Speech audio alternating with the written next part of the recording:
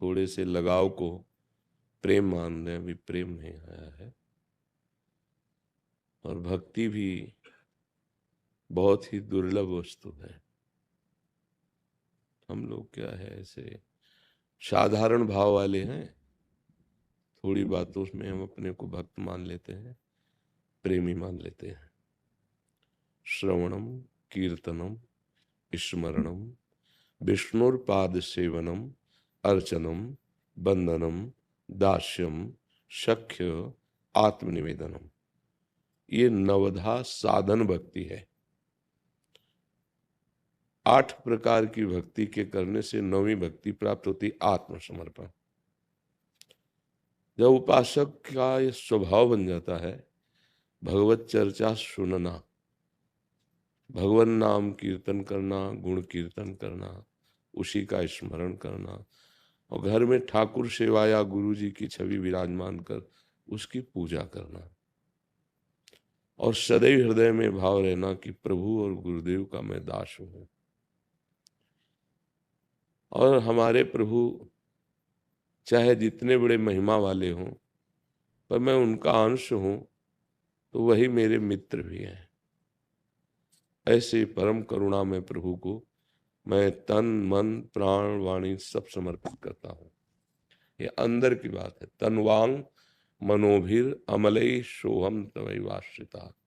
ये शरीर, ये मन, ये वाणी किसी सकामतावश नहीं, अमलई, मैं आपको समर्पित करता हूं।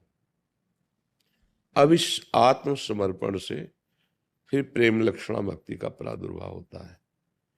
पाई रस भक्ति गूढ़ जुग जुग जग दुर्लभ भव इंद्रादि विधिम आगम अरु निगम पुराण अगोचर सहज माधुरी रूप निधिम अनभय आनंद कंद निज संपत्ति गुप्त सुरुति प्रगट करणम जय जग उद्योत व्यास कुल दीपक श्री हरिवंश चरण शरणम।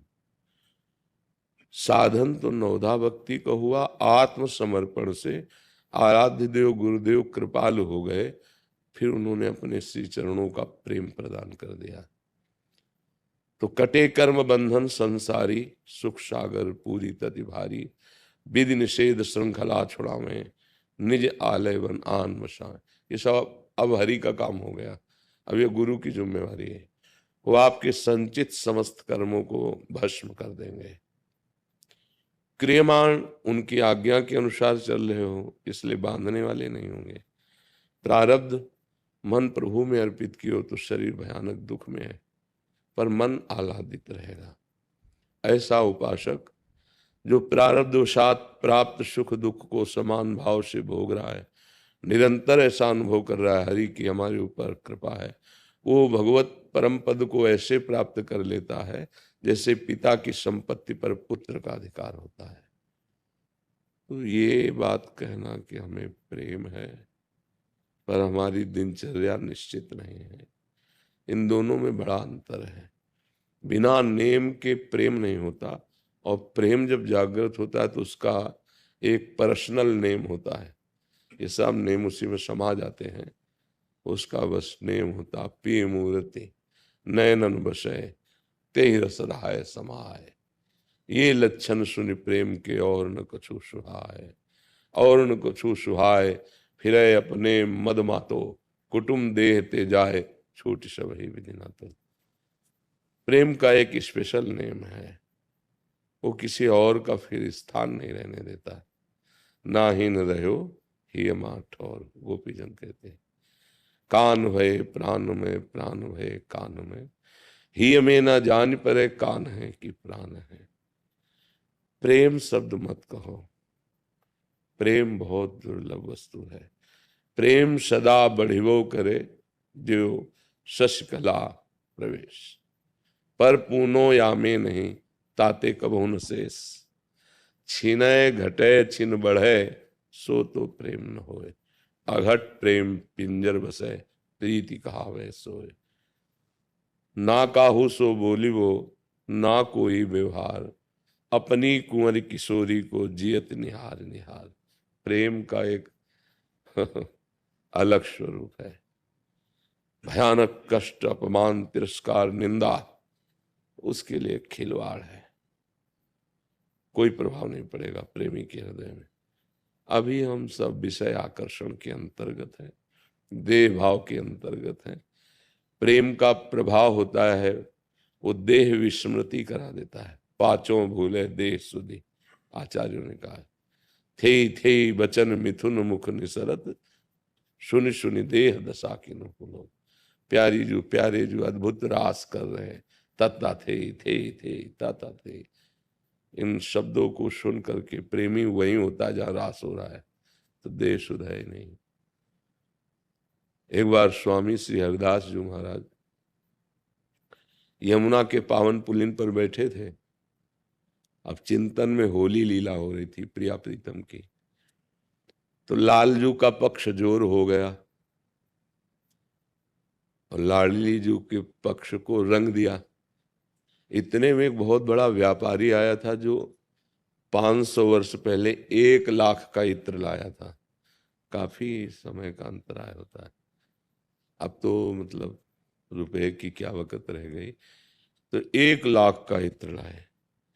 पता चला स्वामी जी यमुना जी के पावन पुलिन, जाके कहा स्वामी जी ये बिहारी जी के लिए इत्र लाए। ढक्कन खोला और ऐसे मारा तो लालजू के मुख पे पड़ा सब। तो सखियां जाके उनको घेर लिए और उनको प्यारी जू के समीप बांध करके ले आई।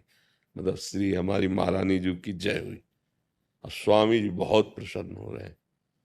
वो इत्र लाने वाला जल गया कि इतनी दूर से महंगा इत्र रेत में फेंक दिया, क्योंकि उसको सामने दिखाई देता है रेत में। स्वामी जी जब बाह्य दशा को हुए तो उसकी तरफ देखा, कहा जाओ निधिवन में बिहारी जी विराजमान हैं, दर्शन करो जाके। तो चल दिया। जे ही गेट पे पहुंचा तो वही इत्र की खुशबू, और जे ही दर्शन करने गया तो पूरे बिहारी जी भींगे थे उसी इत्र से।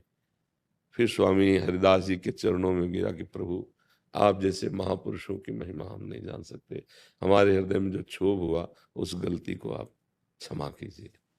प्रेम प्रियतम से दूर नहीं करता, बिना प्रेम के भगवत साक्षात्कार नहीं होता। मिलहि न रघुपति बिनु अनुरागा। भगवान शंकर कह रहे हैं, ते समाज गिरजा में रहू, अवसर पाई बचन एक कहू। हरि व्यापक सर्वत्र समाना, और प्रेम ते प्रगट होए में जाना। भगवान का प्रादुर्भाव हृदय में, नेत्रों में प्रेम से ही होता है। तो प्रेम शब्द को तो ना उच्चारण करें कि हम आजकल जो प्रेम कहा जाता है ना, हमारा इससे प्रेम है। प्रेम नहीं, खुला स्वार्थ है। आप देख लो, आप स्वार्थ को प्रेम कहते हो। किसी सुंदर रूप में, स्वस्थ शरीर में, धन में, कहीं ना कहीं तुम्हारी भोग बुद्धि है, उसी को तुम कहते हो हमें बहुत प्यार है इससे। अपने सुख प्राप्ति के लिए कहते हो हम आपके बिना जी नहीं सकते। ये प्रेम का लक्षण नहीं। प्रेम का लक्षण सूक्ष्मतरम, अनुभव स्वरूपम, प्रतिक्षण वर्धमानम, कामना रहितम। प्रेम विशुद्ध भास्कर है, काम अंधकार है। आजकल काम को प्रेम कहते हैं कि ये दोनों जोड़े बहुत प्रेमी हैं। प्रेम सिर्फ भगवान से होता है। संसार के व्यक्तियों से राग होता है, मोह होता है, आसक्ति होती है, स्वार्थ बंधन होता है, प्रेम नहीं होता है। इसलिए भैया खूब नाम जप करो, प्रियालाल के चिंतन में रहो, और एक दिनचर्या परफेक्ट बनाओ। बिना दिनचर्या के किसी की आध्यात्मिक उन्नति नहीं होती। आज 20 माला कर लिया और कल 1 को माला नहीं किया, लाभ नहीं मिलेगा। 5 माला करो पर नियम बना के रोज करो। 10 मिनट सेवा करो पर नियम बना के करो। कुछ भी हो जाए, हमें सेवा का जो समय है वो देना ही है। नियम करते करते उपासक की धारणा पुष्ट हो जाती है, निष्ठा बन जाती है।